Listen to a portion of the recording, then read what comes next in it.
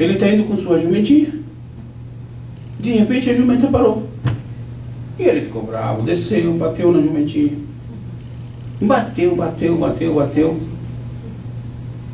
Aí vai outra vez, de repente a jumentinha passa e fere a perna de... E ele fica bravo.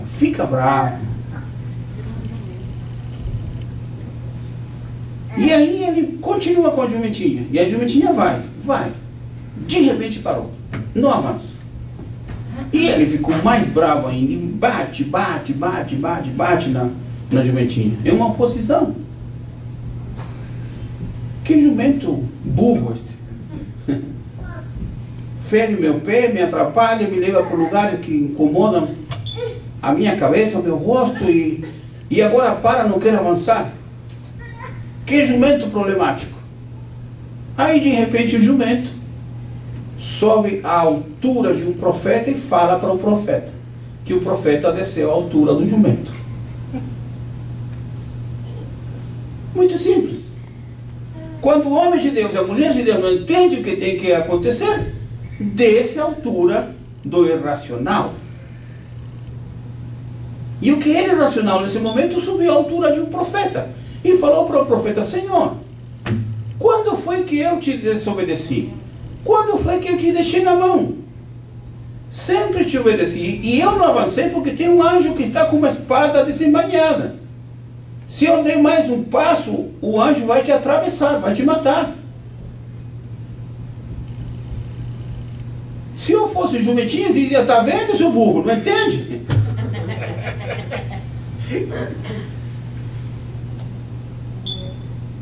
Nem toda oposição é uma coisa que vem do diabo. Mas tem crente que dá muito crédito ao diabo, falando que toda oposição é dele. Não. Era o anjo de Deus que estava ali. Quer um outro exemplo? Paulo disse que queria ir evangelizar. Tem coisa melhor do que isso? Fazer a obra de Deus, sair pregando, ir pelo mundo, anunciar a palavra de Deus. Paulo disse que queria ir evangelizar, mas foi impedido pelo Espírito Santo de Deus.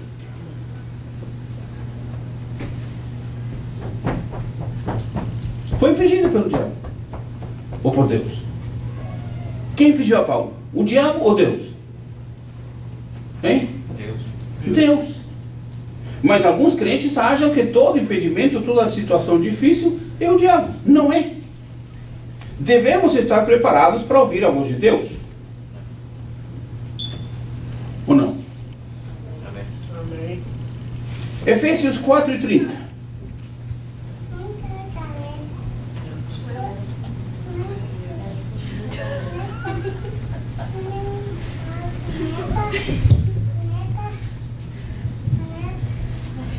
E não entristeçais o Espírito Santo de Deus, no qual fostes selados para o dia da redenção. Não entristeçais o Espírito Santo de Deus. Há muitos crentes que estão entristecendo o Espírito Santo de Deus. Por não fazer oração correta, por não ter uma posição correta, por não obedecer a Deus como tem que obedecer, está entristecendo o Espírito Santo de Deus. Paulo disse em 1 Tessalonicenses, capítulo 5, versículo 19: não apaguei a voz do Espírito. Ou seja, que em muitas igrejas por aí tem bombeiros espirituais apagando o fogo do Espírito Santo. Estão extinguindo, apagando. Quando uma pessoa ora com um propósito previamente definido, não está pedindo a direção total de Deus. Está dando informação a Deus daquilo que ele ou ela determinou. Ele está dizendo: Senhor, eu determinei a fazer isso, eu determinei a conseguir isso, eu determinei a alcançar isso. O Senhor vai ter que fazer, o Senhor vai ter que dar, o Senhor vai ter que responder. Não é por aí, não é assim. A permissão de Deus nem sempre determina a sua vontade perfeita.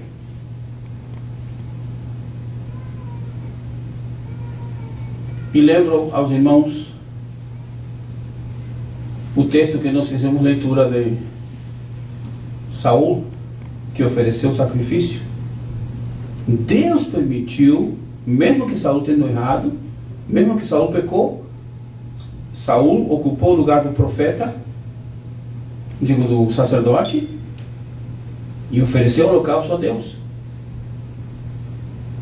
E Deus lhe permitiu.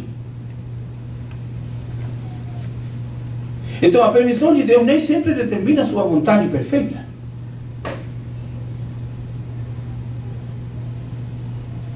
Atos 13 e 52.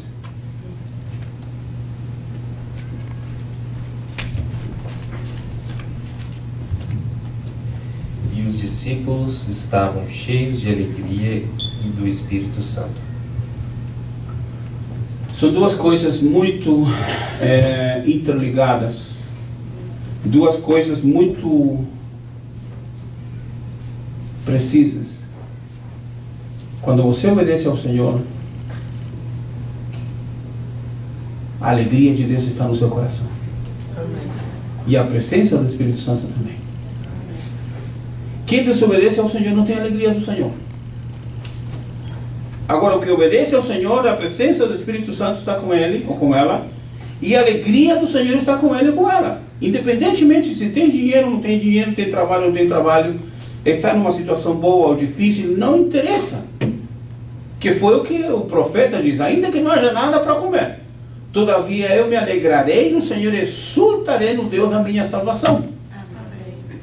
A alegria do crente deve ser uma coisa permanente, constante. Não é por causa do dinheiro que você tem, graças a Deus pelo dinheiro que você tem, mas o dinheiro não compra alegria. Não compra. A alegria do Senhor é permanente, é algo maravilhoso. Você sabe que na Bíblia não existe a palavra felicidade?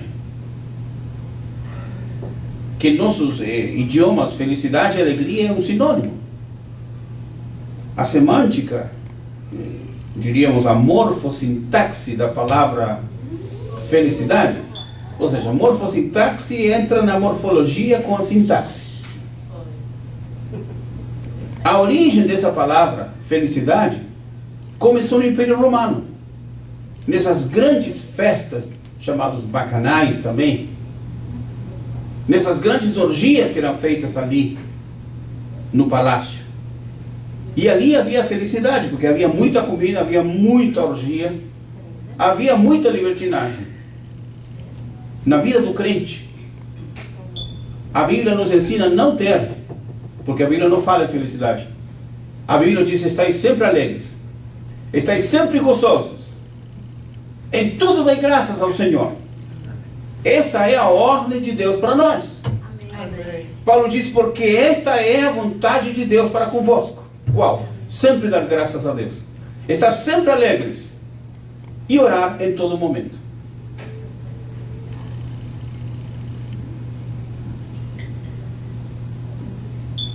Se a pessoa obedece ao Senhor, se enche de gozo do Espírito Santo.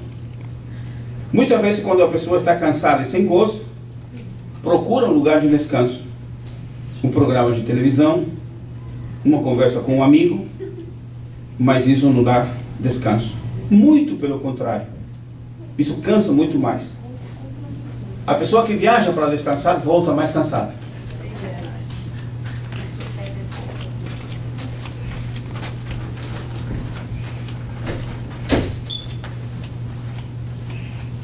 Orar a Deus é ter intimidade com Deus, relacionamento com Deus.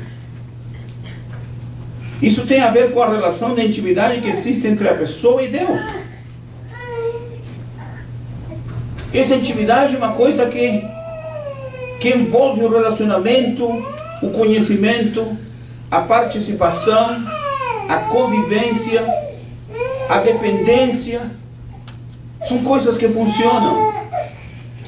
Um crente comunicado com Deus, ligado com Deus, unido a Deus.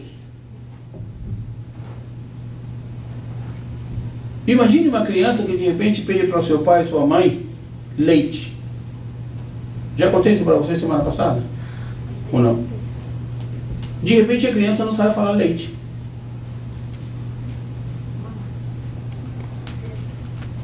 Lembra de Titita? E querer tititi. A criança vai pedir leite e às vezes pode pedir leite. Eu quero leite. E a mãe entende que a criança está pedindo leite. E a criança dá o leite porque sabe que o leite é a mesma coisa do que leite. Agora, se a criança está com 40 anos e ainda está pedindo leite, a coisa também é difícil mesmo. Tem alguma coisa complicada ali, porque se falava leite quando tinha 1 ano, 2 anos, agora com 40 anos, qual é o tamanho da criança? Qual a idade? 40 anos. Ainda está pedindo leite. Espera aí. Alguma coisa está errada.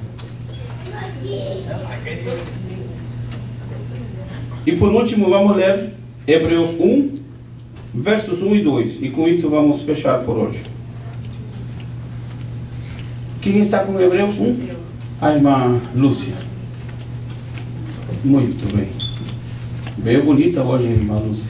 Pintou o cabelo. Eu gosto disso, viu? Gostou das irmãs da igreja bem arrumadas? Há muito tempo Deus falou muitas vezes e de várias maneiras aos nossos antepassados por meio dos profetas. Mas nestes últimos dias falou-nos por meio do Filho, a quem constituiu o herdeiro de todas as coisas e por meio de quem fez o universo. Deus fala de forma progressiva, de muitas maneiras. Deus muda a sua maneira de falar na medida em que nós entendemos e avançamos no conhecimento da sua vontade. Amém? Amém. Se você quiser ainda solicitar leite para Deus, a Bíblia diz que Saulo caiu ao chão. Não diz se foi do cavalo ou o que é. Não diz, a Bíblia não diz. Disse que chegaram a Mísia e queriam ir para Bitínia. Mas o Espírito Santo não lhe permitiu. Há momentos em que eu peço alguma coisa e Deus não me concede. Deus não me dá. Deus não está obrigado a dar. Deus não está obrigado a conceder. Deus é soberano. Mas se eu entendo que a soberania de Deus deve estar por sobre meu desejo, por sobre a minha necessidade, e eu aprendo a agradecer e a glorificar e a exaltar o nome do meu Deus, a alegria do Espírito do Senhor estará sempre no meu coração. Amém. E o Espírito Santo estará sempre conosco. Amém. Vamos ficar de pé, orarmos ao Senhor e pedir que Ele nos ajude, que Ele nos capacite para posicionar-nos diante de Deus, para humildemente buscar o seu rosto e aceitar também com humildade a decisão que Ele tomar. Soberano Deus, agradecemos a Ti por Tua palavra, porque a Tua palavra nos mostra a Tua verdade, não a minha verdade, nem a nossa verdade, mas a Tua verdade. Ensina-nos, Senhor, a entender o Teu projeto, a entender o Teu propósito, a posicionar-nos diante de Ti. Dai-nos, Senhor, a grandeza da humildade, para obedecer, para entender, para não questionar, para simplesmente glorificar o Teu nome. Como Paulo disse aos Tessalonicenses, em tudo dai graça. Senhor, guarde cada um dos seus servos, abençoe seu povo sobre a face da terra, abençoe os membros desta igreja, os membros do seu corpo, Senhor, nesta cidade e sobre a face da terra. Abençoe os irmãos que estão ouvindo através do rádio, vendo, assistindo através do Twitter ou através de outros meios. Que Tua bênção alcance o Teu povo. Dá a cada um de nós a sabedoria para oferecer a Ti, Senhor, um culto racional, inteligente, de comunicação certa. Que haja perguntas, mas também que haja respostas. Que haja petições, mas também que nós entendamos quais são as respostas do Senhor. Obrigado por tudo, Pai, no nome de Jesus. Amém.